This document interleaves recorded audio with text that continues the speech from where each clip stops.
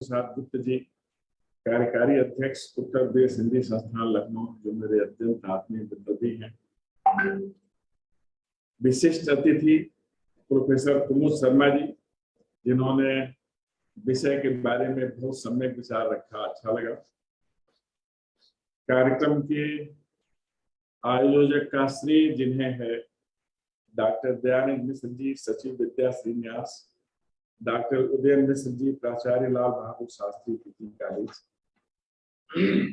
इस आभासी मंच पर द्रष्टव्य मेरे विश्वविद्यालय के मेरे अन्य सहयोगी प्रोफेसर दिलीप सिंह जी, आरंभ में ही जिनसे मैंने वंदना सुनी, प्रोफेसर उमापति दीक्षित जी, एक हमारे साथ के पढ़े थोड़ा आगे पीछे के रहे श्री विजय कुमार जी, हमारे बड़े भाई जिनका नाम कई बार लिया गया डॉक्टर अवधेश निरंजन जी, को तकनीकी कारणों से जुड़ नहीं सके। इस आभासी मंच पर द्रष्टव्य इस देश के प्रमुख साहित्यकारगण, साहित्यिक चेतना से संपन्न सभी महानुभाव, देवियों सज्जनों, हमारे साथ ही इस कार्यक्रम में यहाँ बैठे हुए डीन फार्मेसी प्रोफेसर मुफ्ती, तकनीकी स्टाफ और वे सभी जो आज के कार्यक्रम में किसी न किसी रूप में प्रतिभाग कर रहे हैं, देख रहे हैं अथवा सुन रहे हैं। सर्वप्रथम पंडित विद्यानिवास मिश्र जी को सत सत नमन, जिनकी स्मृति में विद्याश्री न्यास की तरफ से यह कार्यक्रम लगातार आयोजित हो रहा है। बहुत सारे महत्वपूर्ण विषय इस राष्ट्रीय और अंतर्राष्ट्रीय संगोष्ठी में विवेचित होते रहे हैं, जिनका निश्चित रूप से साहित्य की दुनिया में बहुत अधिक महत्व है। जहाँ तक विषय की बात है, इसके बारे में बहुत अच्छी तरह से आरंभ में दो लोगों से सुनने को मिला। हर युग की अपनी आवश्यकता भी होती है, व्यवस्था भी होती है, साधन भी होते हैं, संसाधन भी होते हैं और उसको व्यक्त करने वाले रचनाकार भी होते हैं। युगीन परिस्थितियां बहुत ज्यादा मायने रखती हैं साहित्यिक सर्जना पर। आज जो दौर है, इसे हम कोरोना का दौर कहते हैं। बहुधा साहित्यिक चिंतन के लिए भावनात्मक और संवेदनात्मक जो पक्ष है व्यक्ति का, समाज का और राष्ट्र का, यह मायने रखता है। लेकिन इस काल में हम देख रहे हैं, जैसा पहले भी हमारी दृष्टि हुआ करती थी भारतीयता की समग्र सोच की, तो आज भावनात्मक और संवेदनात्मक के साथ ही साथ भुवनात्मक सोच भी मायने रखती है। हम पूरी पृथ्वी पर लोगों को कैसे सुरक्षा मिले, कैसे संबल मिले, इसके लिए सोचने लगे हैं। और कोरोना काल में इसी को ध्यान में रखकर साहित्य की चर्चा हो रही है, सृजन हो रहा है, बातें कही जा रही हैं, लिखी जा रही हैं, पढ़ी जा रही हैं। भारत की जितनी भी भाषाएं हैं, सभी सरस्वती की स्वरूप है। 8वीं अनुसूची की हों और भी वे भाषाएं जिनको इसमें स्थान नहीं मिला है, जो बोलियां हैं, स्थानीय बोलियां, आंचलिक बोलियां, क्षेत्रीय भाषाएं, सब में साहित्य का सृजन होता है और सभी किसी न किसी रूप में समाज, व्यक्ति और राष्ट्र की अपेक्षाओं को, आवश्यकताओं को और व्यवस्थाओं को व्यक्त करने का कार्य। तो इस तरह साहित्य वह भाव है, वह बोध है, वह प्रक्रिया है जिसमें हम व्यक्त होते हैं, हमारा स्वत्व व्यक्त होता है, हमारा समाज व्यक्त होता है, हमारा संसार व्यक्त होता है। और इस दृश्य से भारत की सभी भाषाएं निरंतर महत्वपूर्ण कार्य कर रही हैं। आजकल जो प्रवृत्ति है, भाषाओं में नैकट्य की प्रवृत्ति है। सभी भाषाएं पहले की तुलना में ज्यादा एक दूसरे के करीब आ रही है। भाषा का प्रवाह बढ़ता ही है।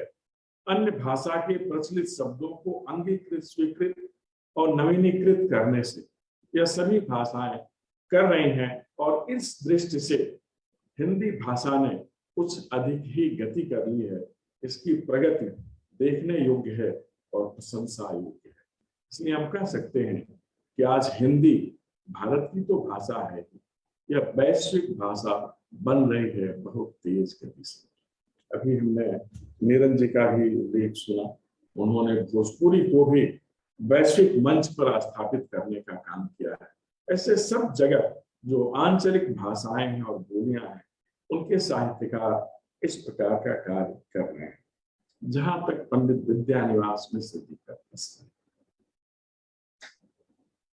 एक विराट व्यक्तित्व जिन्हें देखना, सुनना और जिनके साथ होना बहुधा सुखद और सौभाग्यप्रद माना जाता है। एक ऐसा व्यक्ति जिसका खान पान और परिधान शुद्ध भारतीयता का बोधक रहा। देखते ही लग जाता था कि जो भारतीय संस्कार है, भारतीय परिवेश है और भारत की पृष्ठभूमि है, वह किस तरह व्यक्ति के व्यक्तित्व से उद्घाटित हो सकता है। एक ऐसा व्यक्ति जो हिंदी और संस्कृत का इस देश का श्रेष्ठ विद्वान रहा, शीर्षस्थ विद्वान की, तो एक ही साथ भाषा भी रहे, चिंतक भी रहे, निबंधकार भी रहे, पत्रकार भी रहे और ललित निबंध की दुनिया में तो उनके जैसा कोई मिल नहीं सकता। एक ऐसा व्यक्ति जिसने हिंदुस्तान के मर्म को समझा और उस मर्म को, हिंदुस्तान की जो सनातन वृत्ति है उसमें निहित कर्म को और सनातन धारा के धर्म को साहित्य से व्याख्यायित करने का काम हम आप सभी जानते भी हैं, मानते भी हैं और जहां जाते हैं इसे पहचानते भी हैं। भारतीय जीवन शैली, धर्म शैली और शासन शैली के 3 नियामक मत हैं, लोक मत, शास्त्र मत और साधु मत। कर दे पंडित जी ने तो खींच लिया लोक मत को बहुत इसीलिए कहा जाता है कि वह लोक जीवन, लोक संस्कृति और लोक मानस के लोक संस्कृति की समझ के कारण ही उन्होंने जो हर भाषा, चाहे देश की भाषाएं हो या दुनिया की भाषाएं हो, उनके 3 प्रमुख केंद्र हमेशा से रहे हैं और इसी के आधार पर काल विभाजन, काल निर्धारण, काल समायोजन किया जाता है। परंपरा, सामयिकता और आधुनिकता सभी पर सम्यक दृष्टि डाला है। उनके 2 निबंधों का उल्लेख मैं कर सकता हूँ, परंपरा बंधन नहीं और भारतीय परंपरा आधुनिक भारतीय संदर्भ में, परंपरा आधुनिक भारतीय संदर्भ में। परंपरा बंधन नहीं, बहुत हम मान के चलते हैं कि परंपराएं हमें प्रगति करने से रोकती हैं, ऐसा नहीं। परंपराएं हमारे लिए संबल हैं और हम उसके कुछ खाके, कुछ मानक स्वीकार करते हैं तो हम इसे कह सकते हैं कि हम उसके अनुशासन को सहज स्वीकार करते हैं। यह वह अनुशासन है जो क्रमशः हमें जीवन पथ पर ले चलता है उन ऊंचाइयों की ओर जिन्हें हम मुक्ति कहते हैं, जिन्हें हम शाश्वत चेतना कहते हैं। पंडित जी ने बार बार अपने साहित्य में इसका उद्घाटन किया और जब भारतीय संदर्भ देते हैं पंडित जी, जैसा सभी भाषाओं में है, हम कह सकते हैं उसका निचोड़ प्रस्तुत कर रहे थे पंडित विद्यानिवास जी, जब वह सांस्कृतिक और आध्यात्मिक वातावरण का उल्लेख करते हैं।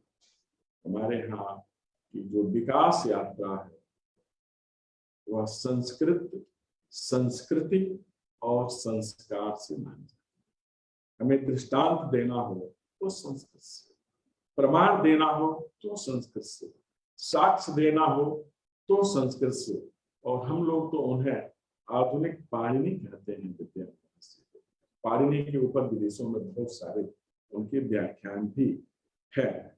जहां संस्कृति की बात करते हैं, सांस्कृतिक चेतना की बात करते हैं, तो सहज ही उनके साहित्य में जो हमारा प्रकृति प्रेम है, नारी बंधन है, आध्यात्मिक बोध है, और जहां आत्मदर्शन ब्रह्म दर्शन के बीच में एकात्मकता के सूत्र की तलाश है जो भारतीय भाषाएं करती हैं, उसका दिग्दर्शन उनके साहित्य में हो। भारतीय परंपरा, जिसे बौद्धिक परंपरा, चिंतन की परंपरा, साहित्य की परंपरा और संस्कार की परंपरा, उसकी सबसे बड़ी विशेषता है बौद्धिक निर्भयता।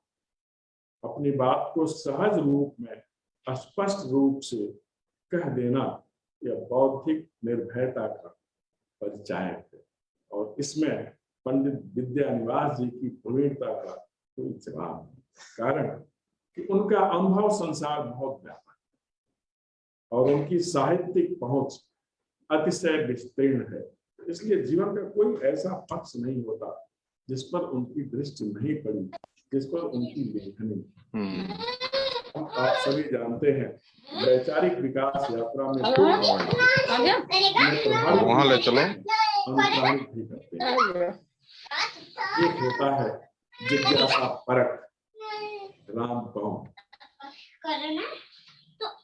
दूसरा होता है संशय हम यह काम करें अथवा युद्ध करें या न करें, एक मानस में चलें एक विधान में चलें। तो इस तरह से प्रश्नों का समाधान करने की सामर्थ्य देखना हो तो हमें पंडित जी के साहित्य का अनुशीलन करना चाहिए, और इस प्रकार के साहित्यिक अनुशीलन से जो हिंदुस्तान की लोक आस्था है, लोक चेतना है, लोक जीवन है, इसका विधिवत हमें बोध होता है और इस पर हम शोध कर सकते हैं।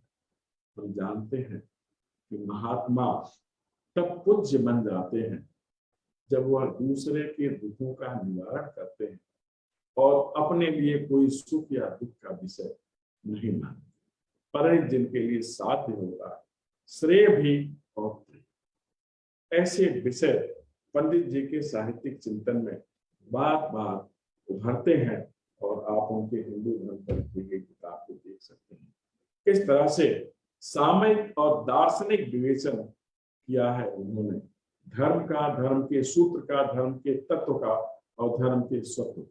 इसलिए हम लोग कहते हैं कि जब पंडित जी बोलते हैं, लिखते हैं और दिखते हैं तो भारत की सनातन धारा का अस्तित्व, यत्ता और महत्ता स्वतः दिखने लगती है, हम उसे जानने लगते हैं और मानने लगते हैं।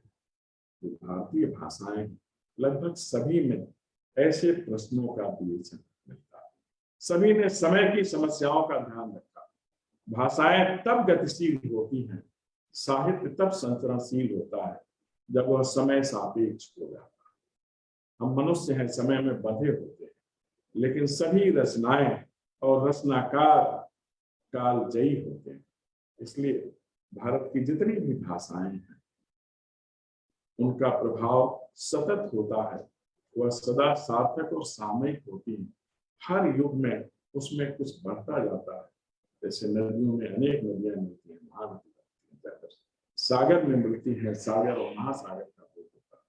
इसी तरह साहित्य की धाराएं आगे बढ़कर साहित्य के महासागर की रचना करती है, और इस महासागर की रचना करने में पंडित विद्यानिवास मिश्र जी जैसे साहित्य के महानायक होते हैं, महाजन होते हैं, जिनके बताए हुए पथ पर चलने से हमें प्रकाश दिखता है, चेतना मिलती है और हम अनुप्राणित होते हैं, अपने समय की समस्याओं का समाधान करने में सफल होते हैं। राष्ट्रीय शिक्षा नीति में इसका सब जगह अनुपालन किया जा रहा है, कुछ अगले सत्र से, कुछ इसी सत्र से, कुछ संस्थानों में उसमें भाषा पर बहुत अधिक बल दिया गया है कि हम अपनी भाषा में चिंतन, मनन, अध्ययन, अनुशीलन और शोध का कार्य करें। उसमें संस्कृत को बहुत ज्यादा महत्व दिया गया है। भारतीय भाषाओं के प्रति बहुत अधिक आग्रह है और निश्चय ही इस शिक्षा नीति से भाषाओं की महत्ता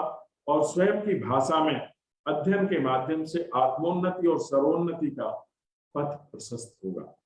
विद्यानिवास जी ने भले ही भारत राष्ट्र को महानतम बनाने का एक सपना देखा, जो आजकल हमारे माननीय प्रधानमंत्री जी बहुधा बोलते रहते हैं और हम लोग बहुधा बोलते हैं, ज्ञान वाली दुनिया ज्ञान की दुनिया है, और ज्ञान की दुनिया में ज्ञान की महाशक्ति बनने के रास्ते विश्वविद्यालय और उच्च शिक्षा संस्थानों से निकलते हैं।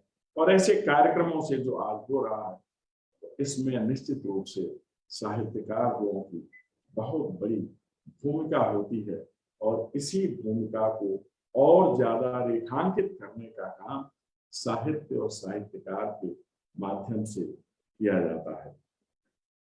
मुझे पूरा विश्वास है कि यह संगोष्ठी अपने ध्येय में सफल होगी और भारत को ज्ञान की दुनिया की महानतम राष्ट्र बनाने में सफल होगी। हमारे यहाँ की तो मान्यता ही है, आनो भद्रा कपो यंत्र विश्वतः।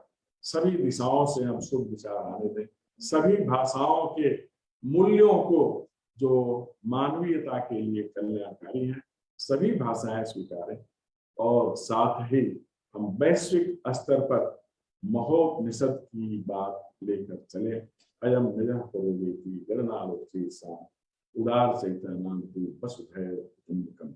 आज की दुनिया में हम पूरे संसार को परिवार की तरह देखें और जो बाधा आई हुई है अदृश्य विषाणु कोरोना की, उसके निवारण के लिए हम साधना भी करें, लेखन भी करें। आराम एक बहुत अच्छे कार्यक्रम के लिए आप लोगों के साथ बात, मैं वस्तुतः आना चाहता था, पिछले वर्ष भी मुझे बुलाया गया लेकिन मैं नहीं जा सका।